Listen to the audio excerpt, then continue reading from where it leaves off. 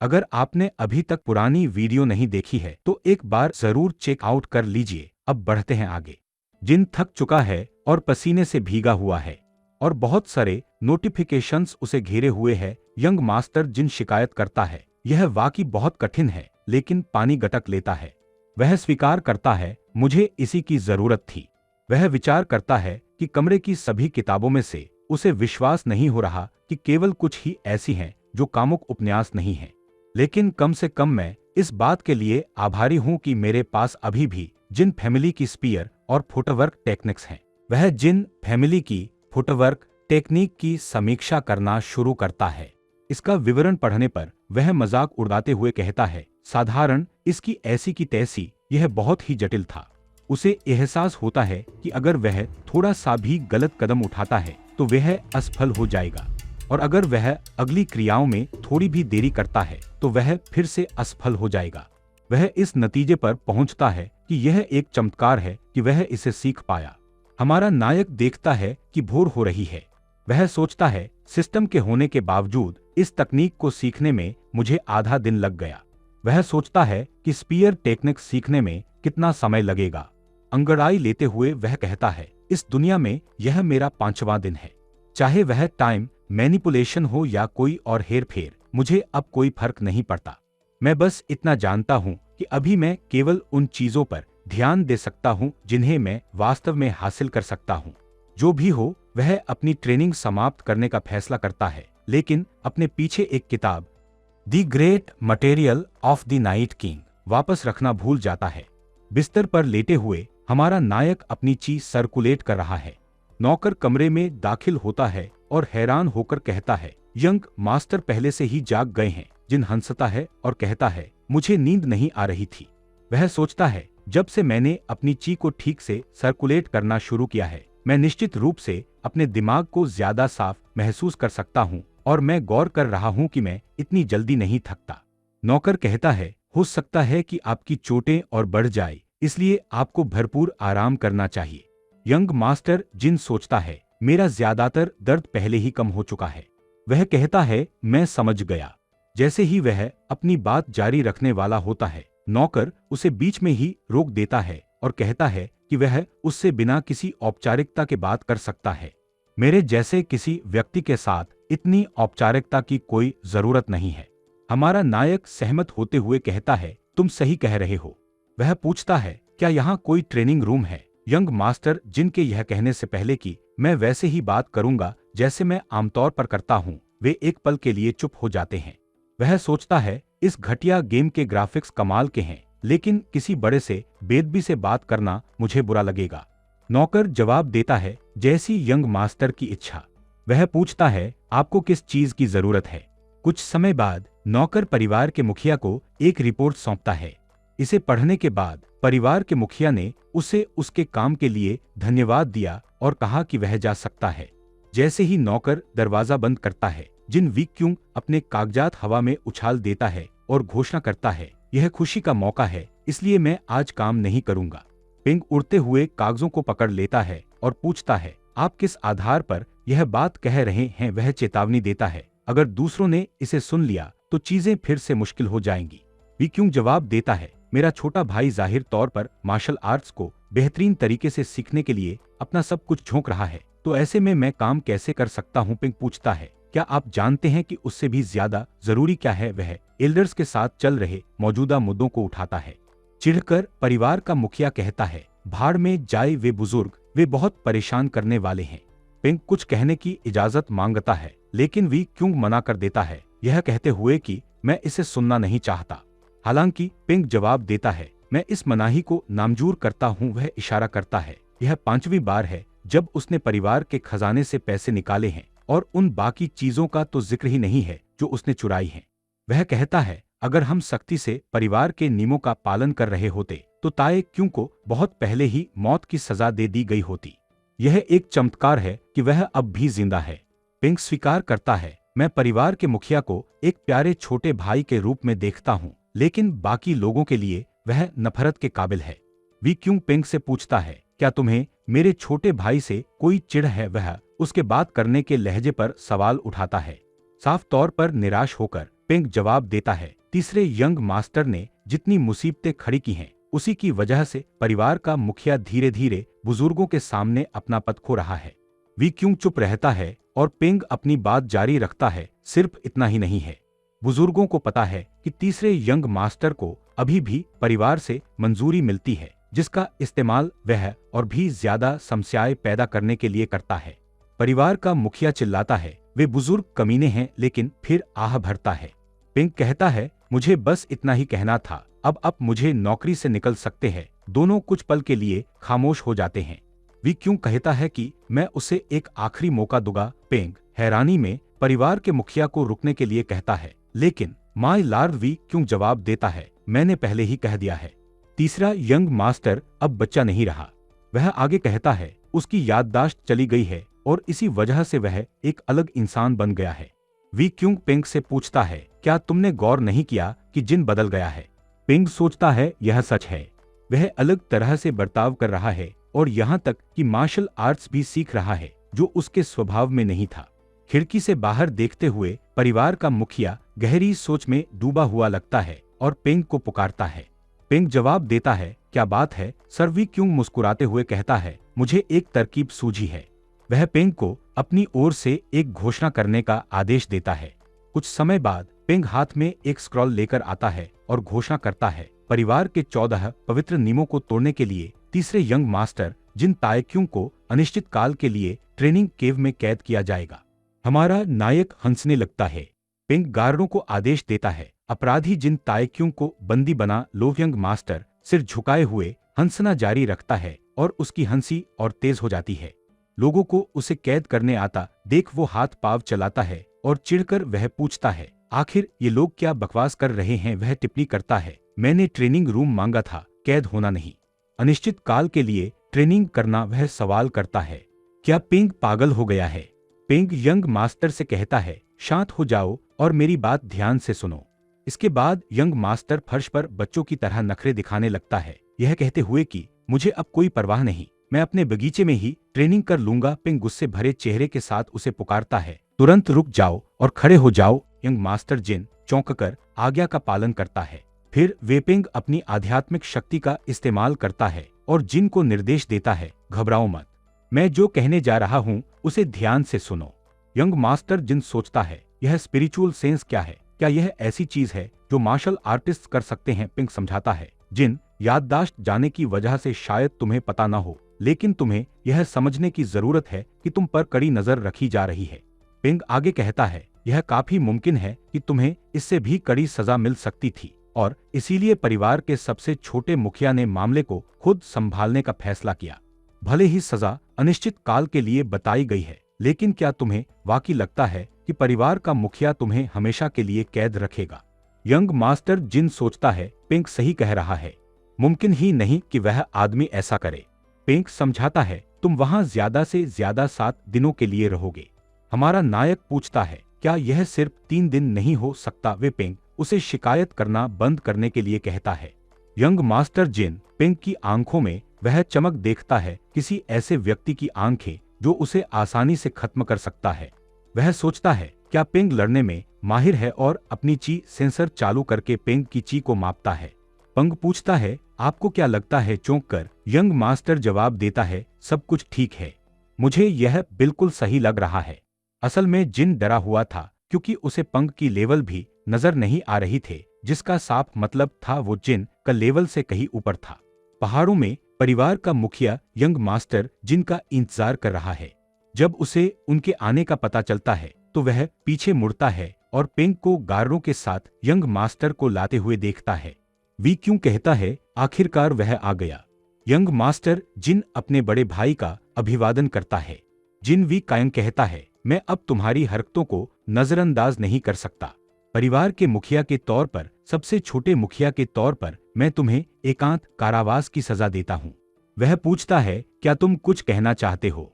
जिन जवाब देता है, कहना तो है, लेकिन पिंग उसे चेतावनी भरी नजर से देखता है और यंग मास्टर विनम्रता से अपना सिर झुकाकर सजा स्वीकार कर लेता है। वी क्यों गार्डों को आदेश देता है, अपराधी को ट्रेनिंग गुफा में कैद कर दो और उसकी रिहाई तब तक नहीं होगी जब तक आदेश नहीं दिया जाता। बाद में गार्ड एक बड़ा भारी दरवाजा खोलते हैं और उसे अंदर ले जाने लगते हैं। जैसे ही वह अंदर जाने वाला होता है, वी क्यूंग अपने स्पिरिचुअल सेंस का इस्तेमाल करता है। खुद को ज्यादा कष्ट मत देना, मैंने जरूरत की हर चीज का इंतजाम कर दिया है, वह कहता है। छोटे भाई शुभकामनाएं। ये शब्द सुनकर यंग मास्टर जिन चौंक जाता है और हल्की मुस्कान देता है। रात होने पर वी क्यूंग सोचता है कि क्या उसका भाई ठीक है। पेंग उसे दिलासा देते हुए कहता है, मुझे यकीन है कि वह ठीक है। चिंता करना बंद कीजिए। परिवार का मुखिया, जो अब भी चिंतित है, इधर-उधर टहलने लगता है। उसका शरीर अभी पूरी तरह ठीक नहीं हुआ है। मुझे उम्मीद है वो ठीक हो, वेपेंग जवाब देता है। आप ऐसा व्यवहार कर रहे हैं जैसे यंग मास्टर किसी भी पल मरने वाले हों। उन्हें जिस तरह की चोटें आई हैं, उनसे कोई भी ठीक हो सकता है। वी क्यूंग असहमत होते हुए समझाता है, नहीं तुम समझ नहीं रहे, मैं जानता हूँ कि वह बचपन से ही कितना नाजुक और कमजोर रहा है।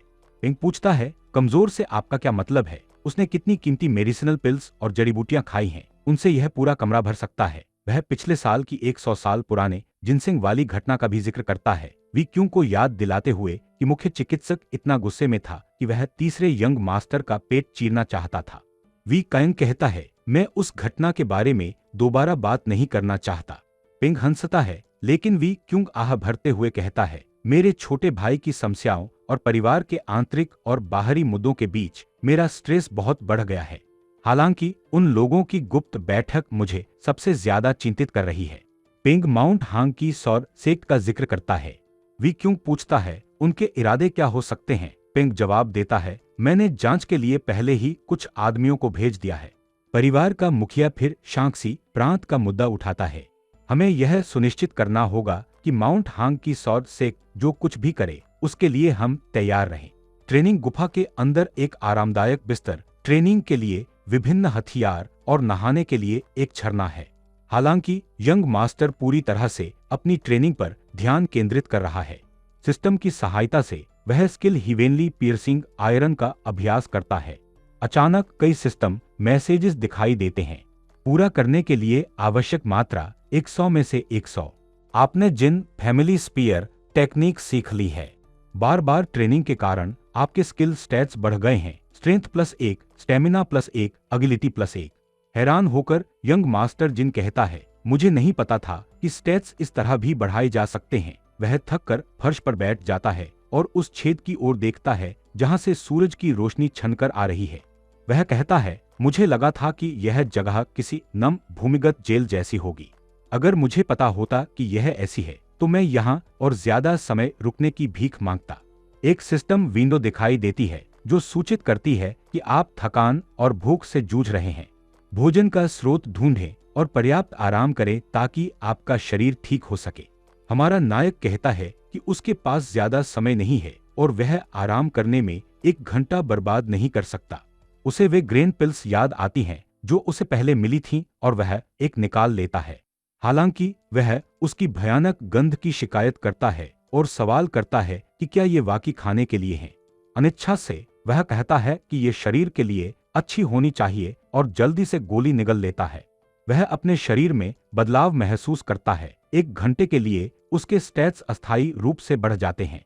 स्टेट बूस्ट देखकर वह उत्साहित हो जाता है, अपना कैरेक्टर प्रोफाइल खोलता है और कहता है, इसे महसूस करो, यह अविश्वसनीय है। वह कहता है कि इन गोब्लिन की गंदगी जैसी गोलियों को जमा कर लेना ही बेहतर है और वह एक साथ कई गोलियां खाने लगता है।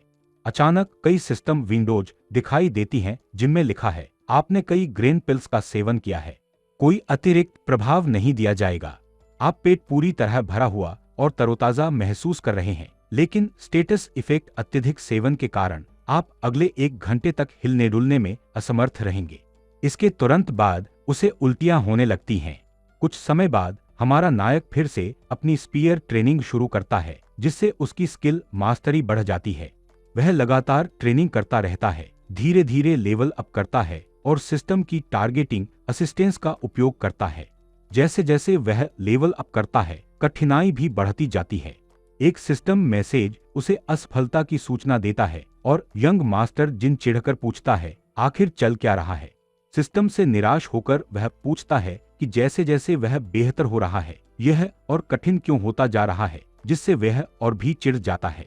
थका हुआ वह सोचता है कि समस्या क्या है, आह भरता है और फिर से कोशिश करने का फैसला करता है, लेकिन इस बार थोड़ा धीरे।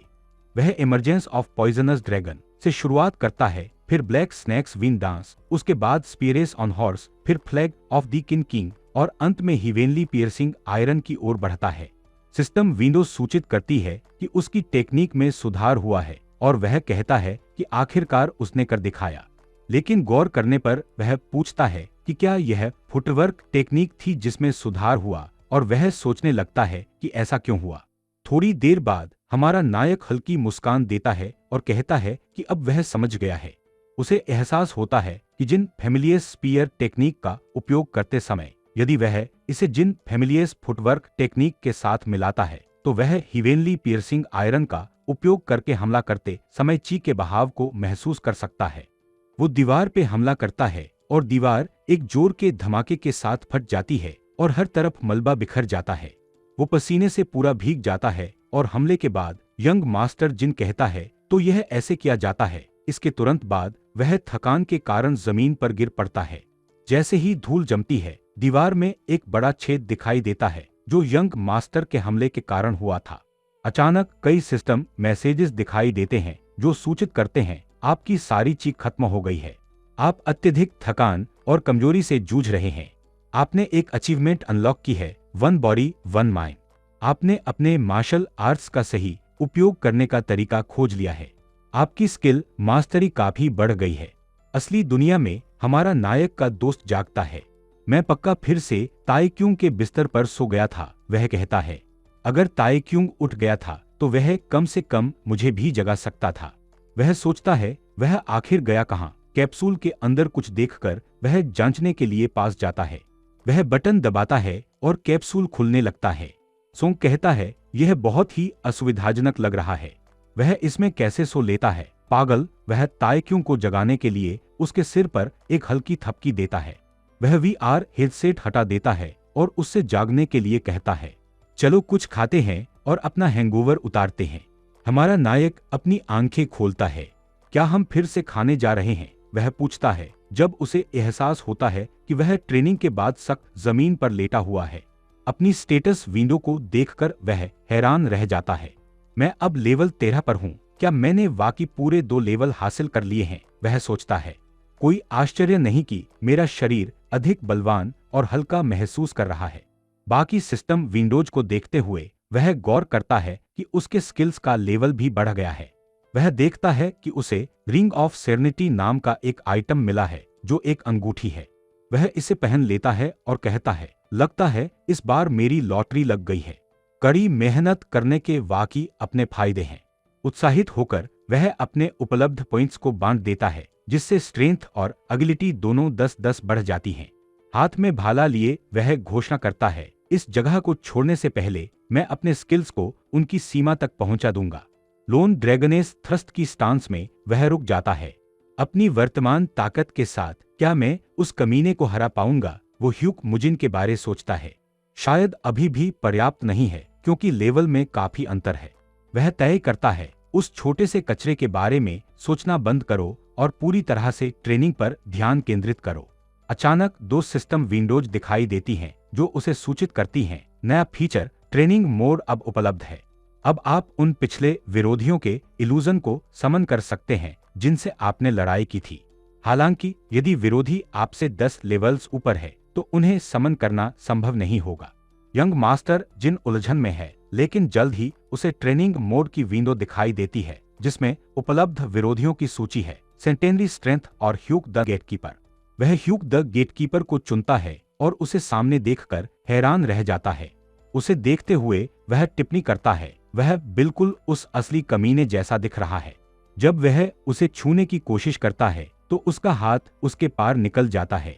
बेहतरीन, कम से कम मैं अब उससे पिटूंगा तो नहीं। एक सिस्टम नोटिफिकेशन आती है, आप समन किए गए विरोधी के लेवल को एडजस्ट कर सकते हैं। हमारा नायक पूछता है क्या यह सच है। मैं ह्यूक को आधी ताकत पर देखना चाहता हूँ। सिस्टम उसका डाटा लोड करना शुरू करता है और पूरा होने पर उसे सूचित करता है समन किया गया रूप अपनी शक्ति का केवल 50% उपयोग करेगा। यंग मास्टर जिन गौर करते हुए कहता है वे झुंझलाहट भरी आंखें नहीं बदली हैं। एक नई सिस्टम विंडो दिखाई देती है। अब आप अपनी ट्रेनिंग शुरू करेंगे। बिना किसी हिचकिचाहट के यंग मास्टर जिन स्वीकार करता है और अपने भाले के साथ ह्यूग पर टूट पड़ता है। इल्यूजन आसानी से हमले से बच जाता है और पलटवार करता है, लेकिन यंग मास्टर जल्दी से अपने भाले से प्रहार करता है, जिससे इल्यूजन को पीछे हटने पर मजबूर होना पड़ता है। हमारा नायक तब वह सब लागू करता है जो उसने सीखा है और ह्यूग को उसकी अगली चाल से बचकर दिखाने की चुनौती देता है। इल्यूजन बचने की कोशिश करता है, लेकिन अंत में उसके चेहरे पर चोट लग जाती है। हैरान होकर यंग मास्टर जिन सोचता है, क्या यह बहुत आसान है? क्या उसकी आधी ताकत वाकई इतनी कमजोर है? उत्साहित होकर वह उससे पूरी ताकत फुल स्ट्रेंथ के साथ लड़ने का फैसला करता है। दोनों के बीच घमासान लड़ाई शुरू हो जाती है। इस बीच जिन परिवार के इलाके के मुख्य द्वार पर गार्ड्स एक गाड़ी को अपनी ओर आते हुए देखते हैं। गेटकीपर उन्हें रुकने का आदेश देता है और सबकी जांच शुरू कर देता है। तुम लोग कहां से आए हो? वह पूछता है। एक जवान लड़का अपने गार्ड्स के साथ जवाब देता है, हम माउंट हैंग से आए हैं। ट्रेनिंग गुफा में वापस ह्यूग का इल्यूजन लगातार हार रहा है। यंग मास्टर जिन अपना सिर खुजलाते हुए कहता है, कुछ तो गड़बड़ लग रही है। यह सवाल करते हुए कि वह लगातार क्यों जीत रहा है। वह सोचता है, क्या केवल दिखावट ही वैसी है? यह सिमुलेशन उसे और किसी ज्यादा ताकतवर इंसान के बीच शक्ति के अंतर को दिखाने के लिए है। अगर वह इतनी आसानी से जीत रहा है तो इस बकवास का क्या मतलब है? वह कहता है, सिर्फ इसलिए कि मैंने पिछले कुछ दिनों में थोड़े मार्शल आर्ट्स सीख लिए हैं, इसका मतलब यह नहीं कि मुझे इतना ताकतवर होना चाहिए। वह इस संभावना पर विचार करता है कि यह हथियारों का अंतर हो सकता है और सोचता है, मुझे यह जानने की जरूरत है कि ह्यूग आमतौर पर क्या इस्तेमाल करता है। मुझे उसे एक सही हथियार देना होगा। उसे एक तरकीब सूझती है और वह कहता है, क्या होगा अगर मैं उसे अपनी स्पीयर टेक्निक और फुटवर्क टेक्निक दे दूं? एक सिस्टम विंडो सूचित करती है, लेवल 20 के ह्यूग ने जिन परिवार की स्पीयर और फुटवर्क टेक्निक्स प्राप्त कर ली हैं। यंग मास्टर जिन टिप्पणी करता है, इससे वह यह पहचान पाएगा कि वह अपनी टेक्निक्स में कहां अटक रहा है। अब मामला बराबरी का होना चाहिए। ह्यूग का इल्यूजन भाला उठा लेता है। हमारा नायक देखते हुए सोचता है, उसका चेहरा अब भी मुझे बहुत चिढ़ा रहा है। तेजी से वह घोषणा करता है, मैं देखना चाहता हूं कि इस बार कौन जीतेगा। वह अपने भाले के साथ आगे बढ़ता है, लेकिन ह्यूग झुक जाता है और यंग मास्टर के पैर पर प्रहार करके पलटवार करने की कोशिश करता है। हालांकि हमारा नायक इस चाल का अंदाजा लगा लेता है, बचने के लिए हवा में घूमता है और ह्यूग की पीठ पर वार कर देता है। लड़ाई से थके हुए वह देखता है कि कई सिस्टम विंडोज दिखाई देती हैं, जिन परिवार की स्पीयर टेक्निक चौथी मास्टरी तक पहुंच गई है, जिन परिवार की फुटवर्क टेक्निक चौथी मास्टरी तक पहुंच गई है। आपकी गतिविधियों में सुधार हुआ है और आपकी विनाशकारी शक्ति काफी बढ़ गई है। आपका लेवल अप हो गया है। हमारा नायक घोषणा करता है, मैं अब लेवल 14 पर हूँ। वह अपनी स्टेटस विंडो को देखते हुए अपना कैरेक्टर प्रोफाइल खोलता है। मैंने यह सब 5 दिनों में हासिल कर लिया है, वह कहता है। अगर मैं एक और लेवल हासिल कर लेता हूँ तो मैं शायद उन ज्यादा ताकतवर लोगों का शिकार हंट करना शुरू कर सकता हूँ और आसानी से लेवल 30 तक पहुँच सकता हूँ। वह अंदाजा लगाता है, इसमें 1 हफ्ते से ज्यादा का समय नहीं लगेगा। उसके बाद मैं अपनी माँ और बहन के पास वापस जाने की योजना बनाऊंगा। बस थोड़ा और इंतजार करो, वह उनके बारे में सोचते हुए कहता है। अचानक वह दरवाजा खुलते हुए देखता है और सोचता है, पेंग यहाँ क्यों आया है? पेंग उसे बुलाता है, बदतमीज लड़के, 5 दिन हो गए हैं। हमारा नायक पूछता है, क्या आप यहाँ मुझे आजाद करने आए हैं? सब कुछ काफी अच्छा रहा, पर मुझे लगा आप 7 दिन बाद आएंगे। पेंग पुष्टि करता है, तुम्हें जाने की अनुमति है, लेकिन एक ऐसी जगह है जहां तुम्हें तुरंत जाना होगा। यंग मास्टर जिन पूछता है, कहां? पेंग जवाब देता है, great hall of the elders में जाना होगा। लेसर फैमिली के मुखिया, मुख्य परिवार के सम्मानित सदस्यों और सॉर्सेक ऑफ माउंट हैंग के शिष्यों के साथ इंतजार कर रहे हैं। हमारा नायक सोचता है, मैंने यह नाम पहले कहीं सुना है। वह सोचता है, क्या वे मुझे इस तरह के लोगों के हवाले करने की योजना बना रहे हैं? मुझे इसके बारे में एक बुरा एहसास भी हो रहा है। यंग मास्टर जिन एक पल मांगता है, यह कहते हुए, मैं कपड़े बदलना चाहता हूँ। लेकिन पेंग उसे बताता है, इसकी कोई जरूरत नहीं है। मैं जल्दी से नहा लेता हूँ, वह कहता है। पेंग उसे गंभीर स्वर में बुलाता है। जिन, मेरे पास एक महत्वपूर्ण सवाल है जिसका मुझे ईमानदारी से जवाब चाहिए। वह पूछता है, क्या तुम्हें समझ आया? जिन जवाब देता है, हाँ समझ गया। वे पेंग आह भरता है, फिर पूछता है, क्या तुमने sword sect of mount hang की जवान लड़की के साथ बदतमीजी करने की कोशिश की थी? हमारा नायक हैरान है और सोचता है, जिन ताए क्यूंग ने खुद को किस तरह की मुसीबत में डाल लिया है। जैसे ही पेंग और यंग मास्टर उस स्थान की ओर चलते हैं, हमारा नायक जोर देकर कहता है, मैंने कुछ नहीं किया, मुझ पर भरोसा करो। वे पेंग पूछता है, क्या इसका मतलब है कि तुम्हारी याददाश्त वापस आ गई है? जिन जवाब देता है, ऐसा भी नहीं है, मैं बस इस बात पर अड़ा हूं कि मैंने यह नहीं किया। वह पूछता है, क्या मैं वाकई ऐसा इंसान दिखता हूं जो इतनी घिनौनी हरकत करेगा? क्या आपको सच में लगता है कि मैं इतना बड़ा स्कम्बग हूं? पेंग बिना किसी हिचकिचाहट के तुरंत जवाब देता है, हाँ मुझे लगता है। यंग मास्टर सोचता है, यह क्या बकवास है? उसने बिना किसी झिझक के जवाब दिया। वह भागने के बारे में सोचता है, लेकिन पेंग उसे वापस बुलाता है और कहता है, जिन परिवार के मुखिया तुम पर पूरा भरोसा करते हैं, यह कभी मत भूलना। हमारा नायक चुप रहता है जब वेपिंग हॉल ऑफ एल्डर्स का दरवाजा खोलता है और घोषणा करता है, मैं तीसरे यंग मास्टर को हॉल के अंदर ले आया हूँ। हमारा नायक तनावपूर्ण माहौल को महसूस करता है और देखता है कि हर कोई उसे घूर रहा है।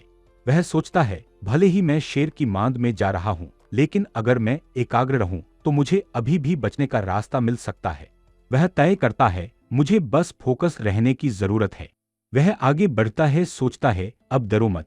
जैसे ही वह अपनी शांति बनाए रखने के बारे में सोचते हुए आगे बढ़ता है, एक सिस्टम विंडो दिखाई देती है। आपने ब्लडलस्ट का पता लगाया है। चौंक कर वह अपने पीछे एक सांप की छवि देखता है। यह क्या बकवास है? एक जवान लड़का उसके पीछे दिखाई देता है। काफी समय हो गया। तीसरे यंग मास्टर। हमारा नायक डरकर पूछता है, तुम कौन हो? वह जवान लड़का हंसता है। जिन परिवार की बेशर्मी की वाकई कोई सीमा नहीं है। तुम्हारी हिम्मत कैसे हुई मुझे न पहचानने की? अपनी चीज सेंसर का इस्तेमाल करते हुए हमारा नायक देखता है कि उसका लेवल 30 है और उसका नाम ली सियोगन है। यह सब क्या है? ली सियोगन यंग मास्टर जिन से कहता है, मैंने सुना है कि तुम हाल ही में लौटे हो। तुम कहाँ थे? हमारा नायक कांपती आवाज में जवाब देता है, मैं क्रिम्सन फ्लावर में था। ली सियोगन फिर पूछता है, क्रिम्सन फ्लावर जाने से पहले तुम कहाँ थे? यह न जानते हुए कि क्या जवाब दे, यंग मास्टर अपने अपार्टमेंट में होने के बारे में सोचता है। ली सियोगन एक दुष्ट मुस्कान देता है और टिप्पणी करता है, चूंकि तुम्हें कुछ याद नहीं आ रहा तो मैं तुम्हें याद दिलाने का एहसान कर देता हूँ। वह दावा करता है कि क्रिम्सन फ्लावर जाने से एक रात पहले यंग मास्टर जिन रेडियंट मून नाम के एक दूसरे वेश्यालय में था, जो सबसे महंगी जगहों में से एक है। ली सियोगन आगे कहता है, मुझे उम्मीद है कि तुम बहाने बनाने की योजना नहीं बना रहे हो, क्योंकि मेरे पास रेडियंट मून में तुमने जो किया उसके गवाह, रिपोर्ट और सबूत हैं। ली सियोगन सरे कागज सामने रख देता है। हमारा नायक डरकर सोचता है, मैं घुटने टेकने, माफी मांगने और इस मुसीबत से बाहर निकलने के बारे में सोच रहा था, लेकिन मैंने कभी नहीं सोचा था कि ली सियोगन ने सबूत इकट्ठा किए होंगे। कागजों में कई नाम लिखे हैं जिसमें विस्तार से बताया गया है कि उसने कथित तौर पर क्या किया। सबकी अलग अलग गवाही थी। किसी ने कहा था, मैंने यंग मास्टर जिन को बुरी तरह नशे में कमरे में घुसते देखा, तो किसी ने कहा था कि मैंने एक लड़की की चीख उस कमरे से आती सुनी जहां लार हंसान सोर चलन की बेटी रुकी थी, तो किसी ने कहा था कि मैंने यंग मास्टर जिन को उस लड़की के कमरे के बाहर देखा था। यह देखकर वह सोचता है, मैं तो पूरी तरह बर्बाद हो गया। इस सबूत के आधार पर मुझ पर बदतमीजी का आरोप लगाया जाएगा। नोट्स का विश्लेषण करने के बाद वह उलझन में है और सवाल करता है, क्या ली सियोगन के पास बस इतना ही है? ली सियोगन जुन कागजों को वापस छीन लेता है और पूछता है, सब कुछ अपनी आंखों से देखने के बाद भी तुम्हें समझ क्यों नहीं आ रहा? यंग मास्टर जिन जवाब देता है, मैंने कागजों को पढ़ा है, इसीलिए मैं उलझन में हूँ, क्योंकि इनमें से किसी भी गवाही को मान्य नहीं माना जा सकता। ली सियोगन चिढ़कर उसे कमीना कहता है और पूछता है, तुम हर चीज के बारे में झूठ बोलने की कोशिश कैसे कर सकते हो? हमारा नायक उसे शांत होने के लिए कहता है और कमरे में मौजूद सभी लोगों से पूछता है, क्या उन्होंने वास्तव में दस्तावेजों को पढ़ा है? यंग मास्टर ली सियोगन गुस्से में उसे फिर से कमीना कहता है और नोट्स उसके चेहरे पर फेंक देता है। पेंग और वी क्यों गंभीर हो जाते हैं, जबकि यंग मास्टर जिन चिढ़कर सोचता है, ली सियोगन तो गया, उसे शायद सबूतों को इस तरह नहीं फेंकना चाहिए था। ली सियो गन फिर कागजों पर थूकता है और कहता है, मैं तुम्हें सबक सिखाकर ही दम लूंगा। हमारा नायक एक सिस्टम विंडो देखता है और उस लड़के के बारे में कुछ अजीब महसूस करता है। उसे एहसास होता है कि एक कॉम्बैट क्वेस्ट शुरू हो गया है। वह सोचता है, यह क्या है? हैरान होकर वह सोचता है कि सिस्टम उससे ली सियो गन से लड़ने की मांग कर रहा है, लेकिन उसे जल्दी ही एहसास होता है कि ली सियो गन का लेवल उससे दोगुना है। वह सोचता है कि वह कैसे जीतेगा। वह सोचता है कि बस अपनी आंखें बंद कर ले और ली सियो गन को उसे पीटने दे, क्योंकि क्वेस्ट में मरने के बारे में कुछ भी नहीं लिखा है। हालांकि जब वह मिशन की विफलता फेलियर का विवरण पढ़ता है, जिसमें लिखा है कि उसे सेक्सुअल मैनिएक का टाइटल मिल सकता है और वह गंभीर रूप से घायल हो सकता है, तो वह तय करता है कि यह एक ऐसी लड़ाई है जिसे वह हार नहीं सकता। ली सियो गन चिढ़कर टिप्पणी करता है कि उसकी भागने की हिम्मत कैसे हुई। वह दावा करता है कि ताइवान के जिन परिवार के सभी सदस्यों को इसकी भारी कीमत चुकानी होगी। एल्डर्स गुस्से में कहते हैं कि भले ही जिन की हरकतें शर्मनाक हैं, लेकिन ली सियो गन हद पार कर रहा है। वे सवाल करते हैं कि वह पूरे परिवार को धमकी कैसे दे सकता है। अचानक एक नई सिस्टम विंडो दिखाई देती है जो सूचित करती है कि क्वेस्ट दोहराया जाएगा। संदेश में लिखा है कि यदि वह मिशन को ठुकरा देता है तो sword sect of mount hang Taiwan के जिन परिवार के खिलाफ युद्ध की घोषणा कर देगी और उसे उस फैक्शन का दुश्मन करार दिया जाएगा। यह देखकर हमारा नायक सोचता है कि वह पहले से ही हैरान है कि सिस्टम ने उसे क्वेस्ट ठुकराने का विकल्प भी दिया। जिन वी क्योंग सभी को शांत होने के लिए कहते हैं। वह यंग मास्टर ली को भी शांत होने का आदेश देते हैं। वह टिप्पणी करते हैं कि अभी जो धमकी दी गई है उसे गलत शब्दों के चुनाव के रूप में नजरअंदाज कर दिया जाएगा। ली सियो गन एक पल के लिए चौंक जाता है, लेकिन अपनी मुट्ठियां भींच लेता है। वह दावा करता है कि उसने गलत शब्दों का चुनाव नहीं किया है। वह पूछता है कि क्या मुखिया को लगता है कि वह वहां बिना किसी वजह के आया है। वह कहता है कि वह वहां इसलिए है क्योंकि वह sword sake of mount hang का पहला बेटा है। वह आगे कहता है कि उसके पिता ने उसे अपने अधिकार से आगे बढ़ने की पूरी अनुमति दी है। वी क्यों पूछता है कि क्या वह वाकई यही चाहता है। ली सियो गन जवाब देता है कि जैसा उसने पहले कहा था, वह तीसरे यंग मास्टर के साथ एक डुएल चाहता है। हमारा नायक चुप रहता है। मुखिया फिर कहता है कि उसने यह नहीं पूछा था। वह उसके आने का असली उद्देश्य जानना चाहता है। यंग मास्टर ली जवाब देता है कि वह चाहता है कि वे ताइवान पर अपना नियंत्रण छोड़ दे। वह आगे कहता है कि अगर वे ऐसा करते हैं तो वह सब कुछ एक महज दुर्घटना मानकर खारिज कर देगा। बुजुर्ग उसे अभिमानी कमीना कहते हैं। मुखिया वी क्योंग मजबूती से कहता है कि वह मना करता है। यंग मास्टर ली घोषणा करता है कि उस स्थिति में उन्हें इसे लड़ाई के जरिए सुलझाना होगा। मुखिया मजबूती से घोषणा करता है कि वह इसके लिए भी मना करता है। यंग मास्टर ली उलझन में है और एक कुटिल मुस्कान के साथ कहता है, तो अब सिर्फ एक ही विकल्प बचा है, युद्ध। हमारा नायक के गहरी आह भरते ही हर कोई चुप हो जाता है। बुजुर्ग आपस में फुसफुसाने लगते हैं, जबकि यंग मास्टर जिन खुद से सोचता है कि यह एक बड़ी मुसीबत है। वह फिर घोषणा करता है, ठीक है, वह ली सियो गन से लड़ेगा। कमरे में मौजूद हर कोई यंग मास्टर जिनके शब्दों से हैरान और दंग रह जाता है, सब उसकी तरफ देखने लगते हैं। जिन वी क्योंग अपने भाई से एक पल रुकने के लिए कहता है, लेकिन हमारा नायक चिढ़कर अपने भाले को कसकर पकड़ता है और ली सियो गन को पुकारता है। वह कहता है कि वह उसे धूल चटा देगा। ली सियो गन मुस्कुराता है, यह सोचते हुए कि उसे वही मिला जो वह चाहता था। जिन परिवार के बैटल एरिना में यंग मास्टर ली के गार्ड्स हंसते हैं।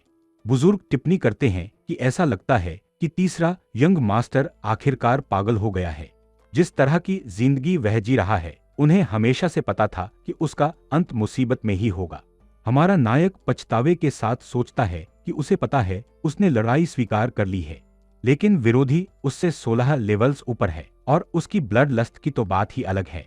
वह सवाल करता है कि कहीं वह अपनी जान तो नहीं गंवा देगा। अचानक एक सिस्टम विंडो दिखाई देती है। आप स्टेटस इफेक्ट डर फियर से प्रभावित हुए हैं। जिन वी क्योंग स्पिरिचुअल सेंस का उपयोग करता है और अपने भाई से कहता है कि बस शांत रहे और गहरी सांस ले। वह उसे चिंता न करने के लिए कहता है। अगर उसे खतरे का एहसास हुआ तो वह इंटरफेयर करेगा। अगर उस कमीने ने उसके भाई पर उंगली भी उठाई तो वह लड़ाई में उसे तहस नहस कर देगा, इसलिए डरने की जरूरत नहीं है। बस धीरे चलो और सावधान रहो। यंग मास्टर जिन सोचता है कि कम से कम उसकी जान नहीं जाएगी, लेकिन उसे अपनी डिफेंस पर ध्यान केंद्रित रखना चाहिए। यंग मास्टर ली फिर कहता है कि शुरू करने से पहले वह कुछ पूछना चाहता है। वह सवाल करता है कि जिन को लड़ाई स्वीकार करने का आत्मविश्वास कहां से मिला। उसे लगा था कि जिन को मार्शल आर्ट्स की बुनियादी बातें भी नहीं पता और वह सिर्फ भागना जानता है। हमारा नायक सोच में पड़ जाता है। अगर उसने लड़ाई ठुकरा दी होती तो वह अस्थायी रूप से सुरक्षित रहता, लेकिन माउंट हैंग के साथ युद्ध होना तय होता और वह दोनों पक्षों का दुश्मन बन जाता। इसलिए यह केवल समय की बात होती कि वह निशाना बनता और अपनी जान गंवा देता। लेकिन अगर उसने लड़ाई स्वीकार कर ली और टिका रहा तो कम से कम उसकी जान बच जाएगी और अंततः एक अवसर जरूर आएगा, खासकर तब जब उसके पास इवोल्यूशन सिस्टम की शक्ति है। यंग मास्टर जिन जवाब देता है कि उसे लगा कि वह कम से कम ली सियो गन जैसे किसी व्यक्ति को तो हरा ही सकता है। ली सियो गन जोर से हंसता है और उसे एक अज्ञानी मूर्ख कहता है, टिप्पणी करते हुए कि कम से कम उसमें कुछ प्राइड तो है। यंग मास्टर जिन फिर पूछता है कि क्या वह भी कुछ सवाल कर सकता है। ली सियो गन कहता है बेशक, क्योंकि वे उसके आखिरी शब्द होंगे।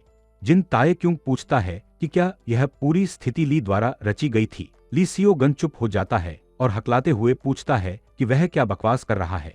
हमारा नायक सोचता है कि पक्का वह यही कमीना था और उसे विश्वास है कि वह समझ सकता है जब कुछ गड़बड़ हो।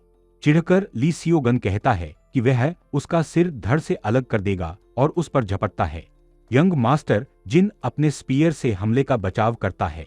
फिर ली सियो गन तेजी से कई तलवार के वार करना शुरू करता है, जबकि जिन बचाव करना जारी रखता है। दबाव महसूस करते हुए वह सोचता है कि वह कमीना काफी मजबूत है, लेकिन अपने भाले से लगातार हमलों का बचाव करता रहता है। ली सियो गन कहता है कि वह उसे घुटने टेकने और माफी मांगने का एक मौका देगा। आगे कहता है कि उसे आभारी होना चाहिए क्योंकि वह उसका केवल एक हाथ काटेगा। हमारा नायक तलवार के हमलों का बचाव करते हुए सोचता है कि किसी वजह से उसे लग रहा है कि वह इसे संभाल सकता है। मास्टर ली हमला करना जारी रखता है, लेकिन जिन आसानी से सभी वार रोक देता है। ली सियो गन सवाल करता है कि वह उसके हमलों को रोकने में कैसे कामयाब हो रहा है। यंग मास्टर जिन को यह दिलचस्प लगता है, अपना भाला थामे हुए वह सोचता है कि उसके खुद के हमले में कितनी ताकत है। फिर वह ली के चेहरे पर अपने भाले का पिछले हिस्से से वार करता है। एरिना के आसपास मौजूद हर कोई हैरान रह जाता है। ली सियो गन कहता है, बुरा नहीं है, पर अब जो होगा उसके तुम खुद जिम्मेदार होगे। जबकि यंग मास्टर जिन को एहसास होता है कि उसके हमले काम कर रहे हैं, हालांकि वह बस यहीं तक पहुंच पाएगा। हमारा नायक यंग मास्टर ली को पुकारता है और टिप्पणी करता है कि अब वह मुसीबत में है। अपने चेहरे पर मुस्कान के साथ वह कहता है कि उसे चेतावनी दी गई थी और उसे माफ नहीं किया जाएगा। अचानक एक सिस्टम विंडो दिखाई देती है। डर का प्रभाव फियर इफेक्ट खत्म हो गया है। चूंकि उसका जन्म माउंट हांग की सौर सेक्ट के पहले बेटे के रूप में हुआ था, उसने हमेशा तलवार चलाना सीखा। वह कोई पैदाइशी प्रतिभाशाली नहीं था, लेकिन शुद्ध ट्रेनिंग की मेहनत की बदौलत वह विकसित होने और छोटी उम्र में ही फर्स्ट क्लास रैंकिंग तक पहुंचने में सक्षम था। वह परिवार की उम्मीद बन गया और जहां भी वह जाता, बड़ी सफलताएं उसके पीछे पीछे आती थीं। ताइवान के जिन परिवार के साथ वर्तमान समस्या कुछ ऐसी थी जिसका उपयोग माउंट हांग की सौर सेक्ट शांक्सी प्रांत में अपनी शक्ति बढ़ाने के लिए कर सकती थी। उस बेवकूफ की रेपुटेशन पहले से ही कम थी। वह जानता था कि ताइवान का जिन परिवार चाहे कुछ भी करे, एक मार्शल आर्टिस्ट परिवार के रूप में उनका प्रभाव और साख निश्चित रूप से हिल जाएगी। लेकिन यह क्या बकवास है। जल्दी से यंग मास्टर जिन एक फ्लाइंग किक मारता है, जिससे ली सियो गन को जोरदार झटका लगता है और वह दूर जा गिरता है। ली सियो गन जमीन पर गिरते ही अपनी तलवार पकड़ता है और जिन उसकी ओर बढ़ता है। घायल होकर वह चिढ़कर अपने दांत पीसता है और तेजी से नायक पर झपटता है, लेकिन ताए क्यूंग आसानी से वार को चकमा देता है और ली पर पलटवार करते हुए उसके घुटने पर वार करता है, जिससे उसका संतुलन बिगड़ जाता है। फिर वह उसके पेट और चेहरे पर जोरदार प्रहार करने का मौका लेता है। यंग मास्टर ली के गार्ड्स चिढ़कर अपनी ओरस छोड़ने लगते हैं और अपनी तलवारें निकाल लेते हैं, जिससे वहां अफरा तफरी मच जाती है। वे चीजों को गिराते हुए कहते हैं कि यह लड़ाई रद्द की जाएगी। वी पंग अपना चेहरा चुटकी से काटता है और सोचता है कि यह कोई सपना नहीं है। वह हैरान है कि वह वहां क्या देख रहा है। माउंट हांग सौद सेक्ट का बड़ा बेटा ली सियोगन बुरी तरह पिट रहा है, और ऐसा करने वाला कोई और नहीं बल्कि तीसरा यंग मास्टर है, लड़का जो एक थर्ड क्लास वॉरियर कहलाने के लायक भी नहीं था। मेरा मतलब है, उसने उसे पिछले कुछ दिनों से दिन रात ट्रेनिंग करते देखा था, लेकिन मार्शल आर्ट्स ऐसी चीज नहीं है जिसे आप रातों रात सीखकर उसमें महारत हासिल कर लें। तो आखिर वह क्या देख रहा है? यंग मास्टर ली के गार्ड्स हंगामा करना शुरू कर देते हैं। तुरंत रुक जाओ, वे आदेश देते हुए लड़ाई को रोकते हैं। जिन परिवार ने पक्का धोखा दिया है, मुमकिन ही नहीं कि कोई कचरा मास्टर ली को हरा दे, वे चिल्लाते हैं। चिढ़कर पिंग सोचता है कि ये बेवकूफ क्या बकवास कर रहे हैं। वह एक तरफ देखता है और गौर करता है कि परिवार का मुखिया वहां से गायब हो चुका है। अचानक गार्ड्स में से एक बेहोश होकर जमीन पर गिर पड़ता है, जिससे बाकी सब दंग रह जाते हैं। आखिर अभी क्या हुआ, वे सोचते हैं। तुम लोग क्या बकवास कर रहे हो? जिनवी क्यों सवाल करता है। वह एक और गार्ड को थप्पड़ मारता है, जिससे वह तुरंत बेहोश हो जाता है। बाकी लोग सदमे में कांपने लगते हैं। यह लड़ाई तुम लोगों ने ही मांगी थी, वी क्यों कहता है। चुपचाप बैठो और लड़ाई खत्म होने का इंतजार करो। इसके तुरंत बाद वह अपनी सीट पर ऐसे वापस लौट जाता है जैसे कुछ हुआ ही ना हो। पिंग कहता है, इससे समस्याएं खड़ी हो सकती हैं, लेकिन मुखिया उससे कहता है, आगे कुछ मत कहो। उत्साहित होकर वह कहता है, यह कि मेरे जीवन का सबसे बेहतरीन पल हो सकता है। कुछ समय बाद यंग मास्टर ली की तलवार कॉम्बैट एरिना के बाहर गिर जाती है। घायल और थका हुआ वह सवाल करता है, यह कैसे मुमकिन है? हमारा नायक एक आह भरता है। अब हार मान लो, वह उससे कहता है। तुम जानते हो कि तुम नहीं जीतने वाले। ली सियो गन गुस्से में अपने दांत पीसता है। तुम नीच इंसान, वह चिल्लाता है। वह अपने हाथों में ची इकट्ठा करने लगता है। अपना वह गंदा मुंह बंद करो, वह आदेश देता है। हैरान होकर जिन ताए क्यों देखता है कि ली सियो गन तेजी से उस पर झपटता है। यंग मास्टर जिन पलटवार करता है, लेकिन उसे याद आता है कि वह उसकी जान नहीं ले सकता, वरना युद्ध छिड़ सकता है। इसलिए वह बस उसके चेहरे पर एक कट मारता है और भाले को एक तरफ खींच लेता है। ली सियो गन मौके का फायदा उठाता है और अपने हाथों में मौजूद ची से उसके सिर पर प्रहार करने की कोशिश करता है। ताए क्यूंग अपने भाले से उसे रोक देता है। कम से कम मैं उसे रोकने में कामयाब रहा, वह कहता है। हालांकि उसे ली सियो गन के बाएं हाथ पर गौर करने में एक पल लग जाता है। जब वह देखता है, तब तक दूसरा वार उसके चेहरे को छूते हुए निकल जाता है, जिससे एक घाव हो जाता है। यंग मास्टर जिन उसे गाली देता है, जबकि यंग मास्टर ली हैरान होकर सोचता है कि वह उस वार से कैसे बच गया, जबकि उस हमले में उसकी सारी चीज शामिल थी। हमारा नायक फिर ली पर कई मुक्के बरसाता है और अंत में उसके पेट पर एक जोरदार और सटीक वार करता है, जिससे वह घुटनों के बल जमीन पर गिर जाता है। जो कुछ भी हुआ, उसे देखकर हर कोई अविश्वास में है और लड़ाई के नतीजे पर हर कोई खुशी से झूम उठता है। अचानक कई सिस्टम विंडोज दिखाई देती हैं। आपने टाइटल प्राप्त किया है, विक्टोरियस कॉम्बैट। मिशन पूरा हुआ। आपका चीज सेंसर तीसरी मास्टरी तक विकसित हो गया है, जिससे आप अपने से 50 लेवल्स ऊपर की चीजों को पहचान सकते हैं। जिन परिवार की कल्टीवेशन टेक्निक चौथी मास्टरी तक विकसित हो गई है, आपने भारी मात्रा में एक्सपी और फेम हासिल की है। अगले दिन पिछली लड़ाई से यंग मास्टर जिनका एक चित्र दिखाई देता है। पिंग उसे देखकर चिढ़ जाता है और पूछता है कि यह क्या है। जिनवी क्यों जवाब देता है कि उसने कल की लड़ाई का चित्र बनाया है। वह कहता है कि मुख्य आकर्षण ली सियो गन की जबरदस्त पिटाई थी, जबकि शानदार ताए क्यूंग ने जीत हासिल की। वह समझाता है कि इस चित्र का संदर्भ आसमान में है, जो अपने अंत तक पहुंच रहा था, जो उनके युवा नायक के उज्जवल भविष्य का प्रतीक है। वह कहता है कि यह बहुत कूल और अच्छी तरह बनाया गया लग रहा है। वेपिंग चिल्लाता है कि बहुत सारा काम बाकी है। वह उससे कहता है कि उसने पूरा दिन वह चित्र बनाने में बिता दिया और पूछता है कि क्या वह पागल हो गया है। वी क्यों धीरे से हंसता है और कहता है कि इसीलिए उसने एक और बनाया है और वह उसे बाद में दिखाएगा। लेकिन वह कहता है उसकी आंखें काफी तेज हैं। वह कहता है कि वह चित्र लड़ाई के बाद की स्थिति को दर्शाता है, जिसमें दिखाया गया है कि कैसे युवा नायक असंतुष्ट होकर तुरंत ट्रेनिंग पर वापस लौट गया। बैकग्राउंड उन लोगों का प्रतिनिधित्व करता है जो उस भव्य नजारे के गवाह बने थे। पेंग आह भरता है और स्वीकार करता है कि वह थोड़ा हैरान है कि तीसरा यंग मास्टर पूरी तरह बदल गया है। मुखिया उत्साहित होकर कहता है कि वह भी हैरान है, क्योंकि किसने सोचा था कि आखिरकार ऐसा दिन आएगा। उसका छोटा भाई एक डिवाइन हॉक के रूप में दोबारा जन्मा है। वह पेंग से पूछता है कि क्या वह सुन सकता है उसके नन्हे के पंखों की शक्तिशाली फड़फड़ाहट। अचानक वह एक पक्षी आके बैठ जाता है। वे दोनों हैरान हो जाते हैं और सोचते हैं कि क्या यह कोई करियर पिजन है। वे संदेश खोलते हैं, पढ़ना शुरू करते हैं और उन्हें पता चलता है कि एक समस्या खड़ी हो गई है।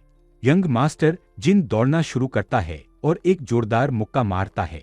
अचानक यंग मास्टर ली अपनी आंखें खोलता है। चौंक कर उसे एहसास होता है कि वह एक गाड़ी के अंदर है, पूरी तरह पट्टियों में लिपटा हुआ, और उसे घर वापस ले जाया जा रहा है। वह चिढ़ जाता है और सोचता है कि क्या वह वाकई उस जैसे कचरे से हार गया। गुस्से में वह गाड़ी के अंदर मुक्का मारता है और चिल्लाता है, यह क्या बकवास है। गार्ड्स गौर करते हैं और पूछते हैं कि क्या यंग मास्टर जाग गए हैं। जब वह ताइक्यूंग की जान लेने के बारे में सोचता है तो वह आसमान की कसम खाता है कि वह उसे अपने हाथों से खत्म कर देगा। फिर चिढ़कर वह सवाल करता है कि गार्ड्स क्या कर रहे हैं और उन्हें बात बंद करके आगे बढ़ने का आदेश देता है। अचानक यंग मास्टर ली को अपने माथे में एक सुई चुभी हुई दिखती है और वह पूछता है, यह क्या बला है। एक आवाज स्पिरिचुअल सेंस का उपयोग करती है और टिप्पणी करती है कि आगे बढ़ते रहना ही वाकई अच्छा होगा। उसे एहसास होता है कि गाड़ी के अंदर कोई है जो पर्दों के पीछे छिपा है। डरकर वह पूछता है, तुम कौन हो। नकाबपोश आकृति जवाब देती है कि इससे कोई फर्क नहीं पड़ता, क्योंकि उसे माउंट हांग सौर सेक में वापस जाने देना उन्हें मुश्किल स्थिति में डाल देगा। अचानक सुई का जहर यंग मास्टर ली के शरीर में फैलने लगता है। कांपती आवाज में वह पूछता है, मेरे साथ क्या किया गया है। नकाबपोश आकृति सुई वापस निकालती है और सुझाव देती है कि सेक में वापस जाने से पहले वे उसे उत्तरी पहाड़ियों पर भेज दे। उत्तरी पहाड़ियां हानान प्रांत में इस्तेमाल होने वाली एक आम कब्रगाह है। फिर वह यंग मास्टर ली के शरीर से सुई निकालता है, जो जहर और दर्द से बेहाल होकर कांप रहा है और किसी के बचाने की भीख मांग रहा है, लेकिन अंत में गाड़ी के फर्श पर गिर जाता है। नकाबपोश आकृति हंसते हुए वहां से चली जाती है और उसे विदाई देती है। बाद में मिलते हैं मास्टर ली। फिर हम देखते हैं कि ट्रेनिंग केव के अंदर हमारा नायक अपनी चीज सर्कुलेट करता है। वह यंग मास्टर ली के खिलाफ हुई लड़ाई को याद करता है। वह कहता है कि वह इसलिए जीता क्योंकि ली ने अपने सभी स्टेटस पॉइंट्स को समान रूप से बांटने के बजाय केवल कुछ गुणों एट्रीब्यूट्स में डाल दिया था। उसकी स्ट्रेंथ, स्टेमिना और एगिलिटी मेरी तुलना में थोड़ी बेहतर लग रही थी और उसके पास पहले से ही युद्ध का अनुभव भी था। संक्षेप में इसका मतलब है कि वह ली सियो गन के लेवल के किसी व्यक्ति का सामना करने के लिए पर्याप्त रूप से शक्तिशाली है। हालांकि उस पर कई बार हमला करने के बाद भी ली अपने पैरों पर खड़ा रहने और ज्यादातर वारों को सहने में सक्षम था। ली का एकमात्र हमला, जिसे लगभग पूरी तरह से चकमा दे दिया गया था, फिर भी मेरे चेहरे पर एक गहरा घाव छोड़ने के लिए पर्याप्त शक्तिशाली था। इसका मतलब है कि अंतर उनकी ची में है। जैसे ही वह अपनी ची सर्कुलेट करना खत्म करता है, कुछ सिस्टम विंडोज पॉप अप होती हैं। वह अपना प्रोफाइल खोलता है और जानकारी देखकर शिकायत करता है कि उसकी ची बढ़नी चाहिए थी, लेकिन वह अब भी उतनी ही है।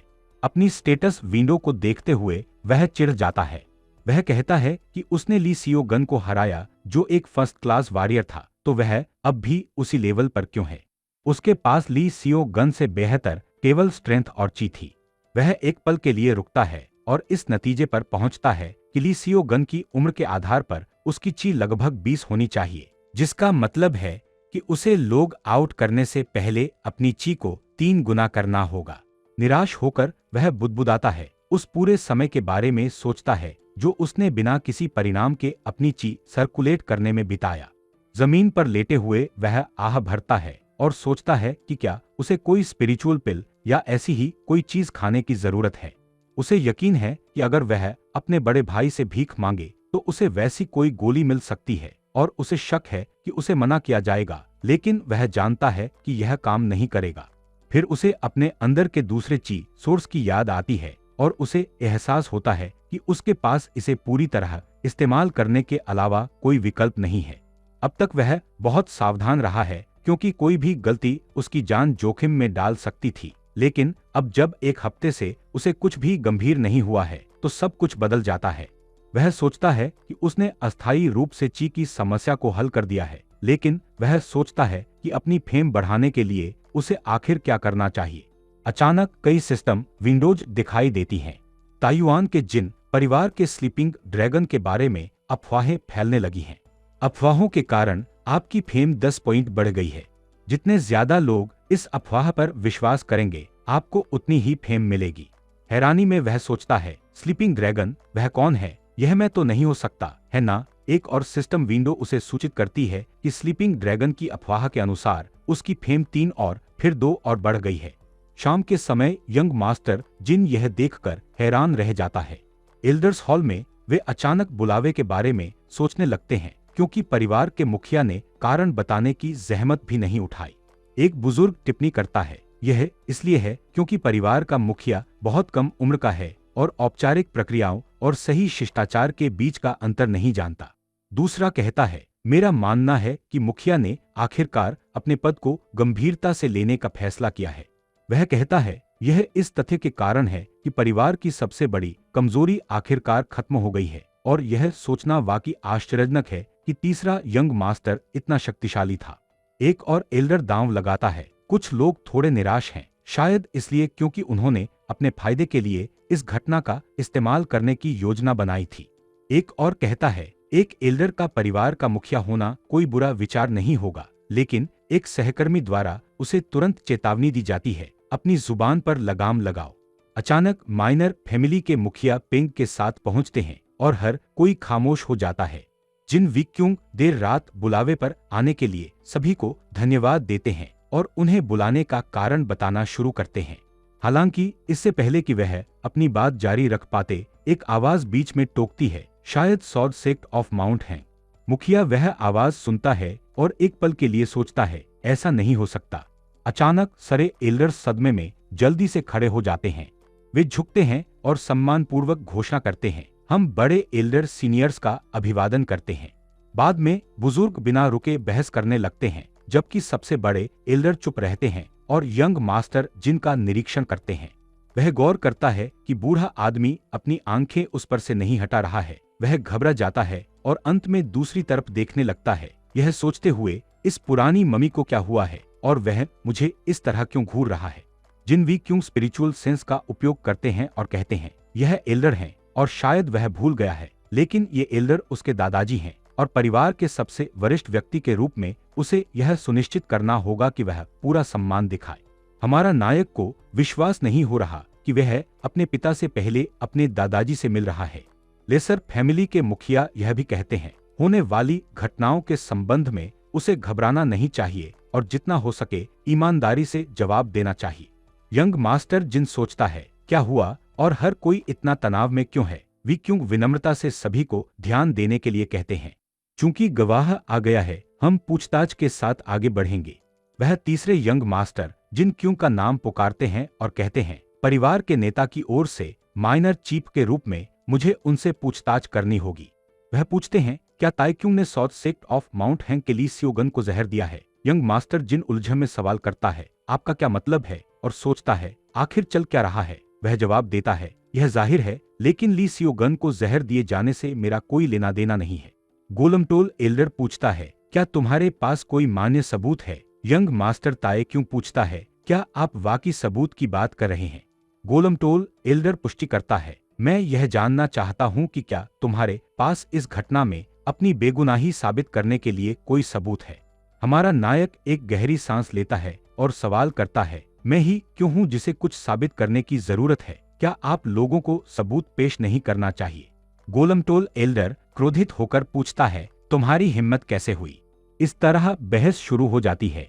पुराने एल्डर्स में से एक बीच में टोकता है, यह उलझन बहुत हुई, मैं कुछ पूछना चाहूंगा।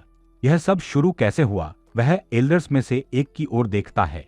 यंग मास्टर जिनको कुछ अजीब महसूस होता है जब वह एल्डर जवाब देता है, यह सब तीसरे यंग मास्टर के साथ शुरू हुआ। वह दूसरे एल्डर की ओर देखता है। वह एल्डर फिर पूछता है, परिवार का नाम कलंकित करने के लिए कौन जिम्मेदार था। एल्डर्स एक गुट बना लेते हैं और तीसरे यंग मास्टर की बुराई करने लगते हैं।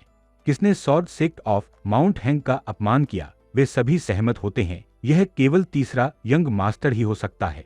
यंग मास्टर जिन सोचता है यह क्या बकवास है, इन कमीनों ने मुझे फंसाने के लिए एक गुट बना लिया है। युवा एल्डर्स में से एक हस्तक्षेप करता है, हालांकि तीसरे यंग मास्टर ने एक साफ सुथरी लड़ाई लड़ी थी। एक अन्य एल्डर खंडन करता है, उसने पक्का जहर का इस्तेमाल किया। उसे एक निष्पक्ष लड़ाई कैसे माना जा सकता है? क्या आपको लगता है कि हम सिचुआन के टैंग फैमिली हैं? मेडिकल एल्डर टिप्पणी करता है, तीसरे यंग मास्टर ने कहा था कि वह उन्होंने नहीं किया, और इसके अलावा मैंने ली के जाने से पहले उसके शरीर की जांच की थी। मामूली आंतरिक क्षति के अलावा ली में जहर का कोई संकेत नहीं था। एल्डर कुन प्रस्ताव रखता है, यदि आवश्यक हो तो हम युद्ध को रोकने के लिए बस तीसरे यंग मास्टर का सिर भेंट कर सकते हैं। यंग मास्टर जिन उन शब्दों को सुनकर गुस्से में आ जाता है। मेडिकल एल्डर सवाल करता है, कुन तुम्हारी ऐसी बातें कहने की हिम्मत कैसे हुई? कुन पूछता है, क्या मैं गलत हूँ? हमें व्यावहारिक होने की जरूरत है। Sword sect of mount hang मुख्य परिवार से कहीं ज्यादा मजबूत है। यदि युद्ध छिड़ता है तो परिवार के सैकड़ों सदस्य मारे जाएंगे या घायल होंगे, और सबसे खराब स्थिति में परिवार का पूरी तरह विनाश भी हो सकता है। ताए क्यों की ओर इशारा करते हुए वह कहता है, यदि हम तीसरे यंग मास्टर का सिर सौंप देते हैं तो इस सब से बचा जा सकता है। कमरे में सन्नाटा छा जाता है और कुन के चेहरे पर एक कुटिल मुस्कान आ जाती है। जिन विक्युंग से एक ऑरा निकलने लगती है। वह पूछते हैं, क्या कुन वाकई बिना किसी ठोस सबूत के तीसरे यंग मास्टर के जीवन का बलिदान देना चाहते हैं? एल्डर कुन खुद को सही साबित करने की कोशिश करते हुए कहते हैं, मेरा वह मतलब नहीं था। विक्युंग चिढ़ते हुए पूछते हैं, क्या एक सम्मानित परिवार के लार्ड को ऐसी बातें शोभा देती हैं? उनकी ऑरा और भी ज्यादा तीव्र हो जाती है। हालांकि वह जल्द ही एक गहरी सांस लेते हैं और ऑरा को शांत कर देते हैं। यंग मास्टर जिन अपने दादा माइनर फैमिली चीफ के साथ सब देख रहे हैं।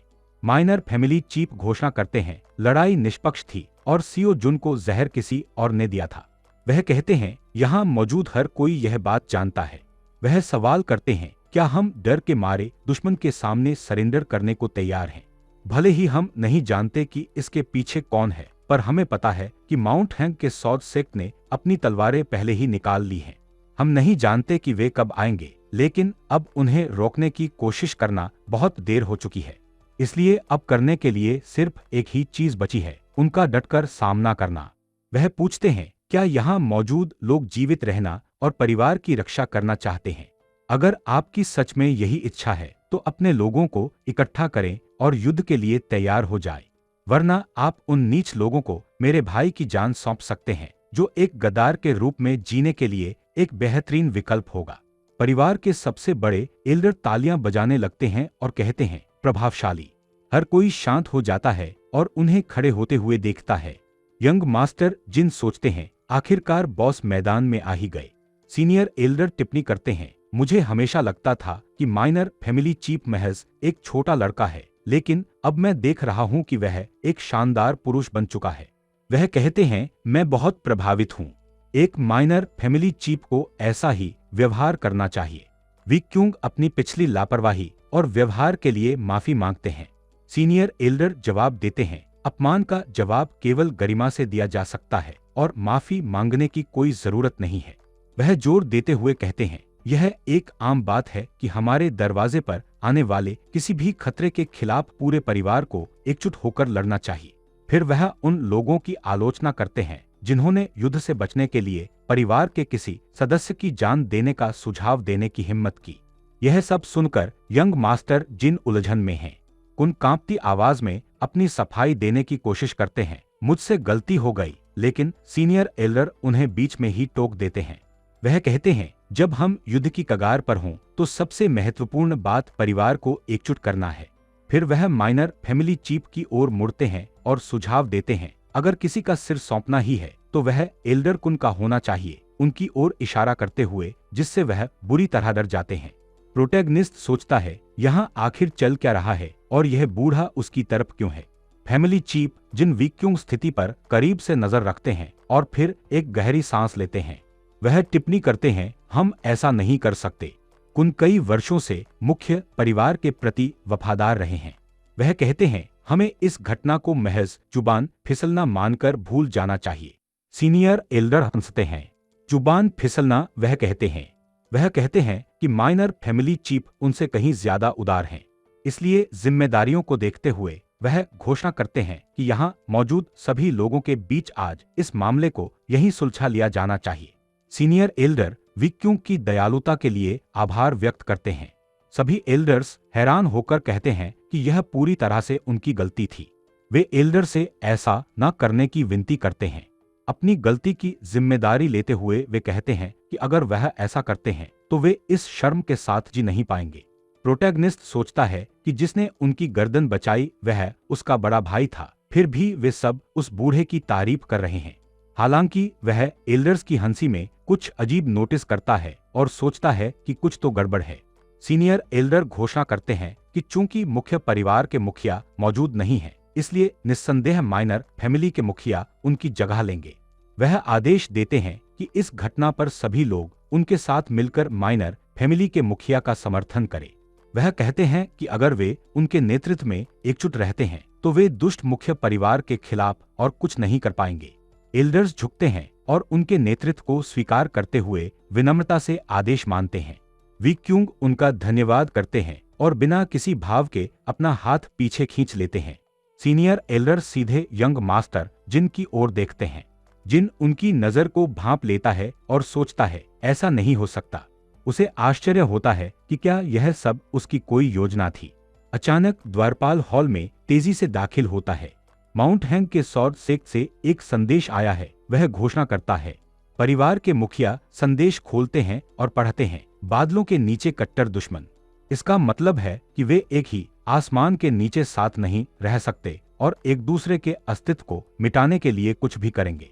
जिन विक्यूंग संदेश को मरोड़ देते हैं और चिल्लाते हैं, अब से मुख्य परिवार को युद्ध के लिए तैयार हो जाना चाहिए। अचानक बिना किसी नोटिफिकेशन के कई सिस्टम विंडोज सामने आ जाती हैं। माउंट हैंग के सॉर्ड सेक्ट ने जिन परिवार के खिलाफ युद्ध की घोषणा कर दी है। दोनों पक्षों ने युद्ध की वास्तविकता को स्वीकार कर लिया है। माउंट हैंग के सॉर्ड सेक्ट ने आपको अपना दुश्मन घोषित कर दिया है। भागने से न केवल आप नुकसान में रहेंगे बल्कि तबाही भी आएगी। मुख्य क्वेस्ट वार अब भोर में शुरू होगा। जिन परिवार के सदस्य कबूतरों के जरिए संदेश भेजने लगते हैं, जबकि कई घुड़सवार संदेशवाहक खबर फैलाने के लिए दौड़ पड़ते हैं। ताइवान के जिन परिवार के योद्धाओं, तुरंत मुख्य परिवार के सामने इकट्ठा हो जाओ। क्वेस्ट का विवरण सामने आता है। दोनों परिवारों की किस्मत दांव पर है। युद्ध शुरू हो चुका है। मयूरिम की दुनिया में अपनी काबिलियत साबित करने का एकमात्र तरीका ताकत है। विजेता हमेशा सबसे शक्तिशाली होता है और जो सबसे ताकतवर है वही बचता है। यह देखकर यंग मास्टर जिन को यकीन नहीं होता और वह सामने देखते हुए सुन्न रह जाते हैं। उनका भाई जो परिवार का मुखिया है उन्हें चाय देता है और कहता है कि वह थक गया होगा। यह तो होना ही था, वह कहते हैं, इसलिए इसमें तुम्हारी कोई गलती नहीं है। यंग मास्टर जिन सोचते हैं, बेशक यह उसकी गलती नहीं है। पिंक टिप्पणी करते हैं, जहां तक सीनियर एल्डर की बात है वे अभी तक उनके असली इरादों को नहीं समझ पाए हैं। प्रोटैगनिस्ट सोचता है जिस तरह से वह व्यवहार कर रहा है वह उन पुराने राजनीतिक चोरों की याद दिलाता है। वह सोचता है सीनियर एल्डर असल में किस तरह के इंसान हैं। विक्यूंग समझाते हैं, एल्डर एक मार्शल मास्टर हैं जो हाईएस्ट स्पिरिचुअल रिल्मस पर पहुंच चुके हैं और जिनके पास अगाध ज्ञान है। मयूरिम की दुनिया में उनके जैसे लोगों को सबसे खतरनाक माना जाता है। यंग ताएक्यूंग पूछता है, क्या वह वाकई इतने ताकतवर हैं? उनके बड़े भाई जवाब देते हैं, बाकी सभी लीडर्स उनके आदेश के अधीन हैं।